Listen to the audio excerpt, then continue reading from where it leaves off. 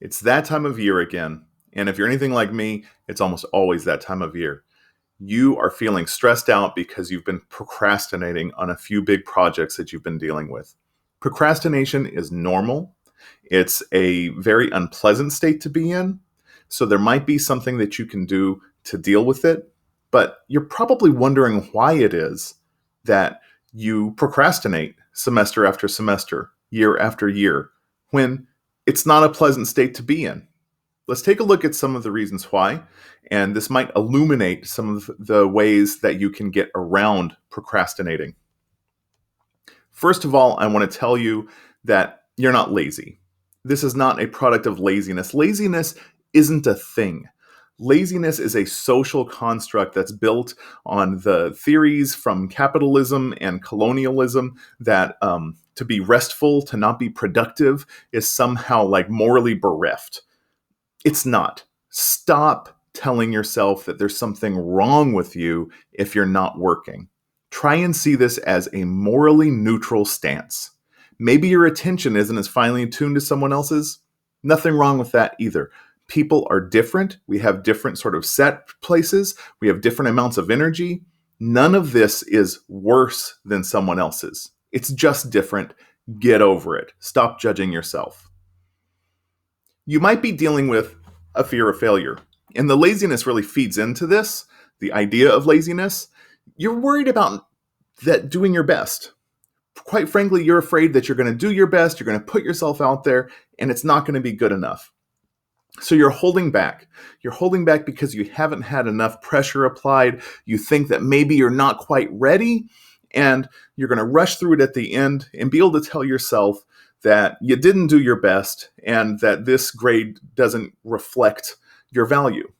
Well, guess what? This grade doesn't reflect your value. This grade reflects how well you did on something when compared to some sort of a rubric. This is not a value judgment. This is not a diagnosis. No matter how much you care about a project, nobody can tell you what it's worth. No matter how great you do or how terribly you do. You need to start putting those judgments aside, just like we put aside the judgment about our productivity. You might not be ready yet, but trying your best is what helps make you be ready. You have all these possibilities when you start out on a project, and you might be a little worried about seeing them collapse down into one solid thing. And I get that. But the nature of school and the nature of work asks us to do that. And facing that fear, facing that, putting yourself out there and realizing that your best is coming years down the line, that's all a step towards taking this on with a little bit more bravery and a little bit less fear, because the fear is going to hold you back and drag you down. There's this theory about pressure and performance that as your stress increases, your performance will get better, because the way that we're made does really ask for some manner of pressure. And the optimal performance is when you're feeling the right kind of stress that brings you to do your best, to try your hardest, to devote yourself to something through the utmost, and to be in that sort of flow state where we feel very present to the work that we're doing. The problem is that a lot of the times we pass that point and we go into what's bad stress. And this bad stress starts to detract from the job that we're doing. We start to take shortcuts. We start to not give it our all. We start phoning it in. Sometimes that's good enough. Sometimes it's not. Sometimes you still make the grade and you go, wow, hey, procrastination is not so bad. I got a few weeks of chill and then I worked really hard for a week and I phoned it in and it was great. That's fine. It works sometimes. But a lot of the times we really do want to do our best. And that's when you have to apply your own stress, your own pressures, and not listen to the pressures of the outside world.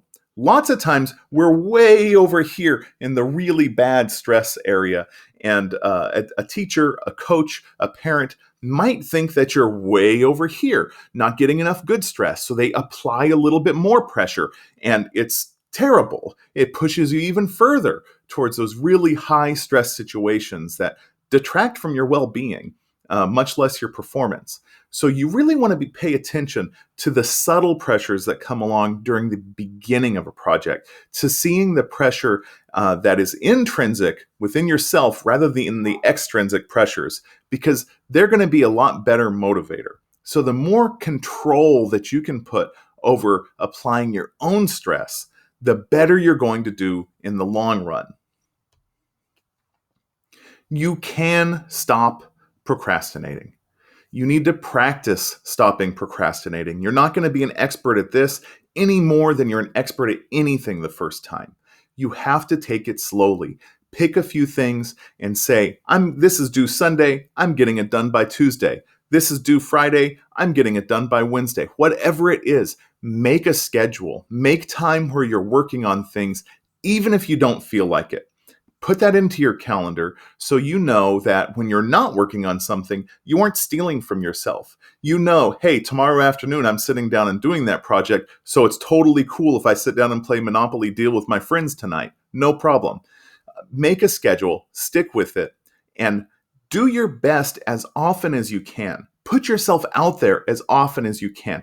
I understand that that feels very vulnerable, but the minute that you stop seeing a grade or an evaluation as some sort of a judgment of who you are and your abilities, the easier it is to put yourself out there and to let that begin the growth process of making your best better and better. Ideally, 10 or 20 years from now, you'll look back at your work, you'll recognize that you were doing your best, but you'll also say, wow, that's kind of embarrassing. It's not very good. I got so much better than that. This isn't the time to be working on a masterpiece. This isn't the time to be writing the very best piece of writing you're ever going to do in your life. That's going to come a lot later, and it's only going to be better than you can do right now if you do your best as often as you can. But always do what works. There's going to be different priorities. There's going to be pressures from family, pressures from friends, pressures from bosses, pressures from teachers, and you're going to have to find some sort of a balance for what is worth it to you. This is your life, and your life does not take place somewhere down the line when you get to the end of whatever it is you're working on. Your life is taking place right now. So you have to find out what works for you to have a high quality of life while you are living it. You are not banking effort so that someday you can take a break. That's not how it really works. We have to be engaged and in our lives every single step of the way. It doesn't get easier. But the good thing is that you can make yourself happier by really sitting down and making some cold judgments about what your priorities are, what's worth it, and what kind of things you can brush off, whether it be work or schoolwork or family responsibilities. There's probably something that you can pay a little bit less attention to put pressure on yourself in the right areas instead. It takes a lot of judgment and it takes practice. See this as practice now. See next semester as practice and get better and better at it. So when that stress comes, when those big projects come at you, you are more prepared to juggle all of these things and keep your plates in the air. Now, working at your best sometimes does mean procrastinating, but do it mindfully.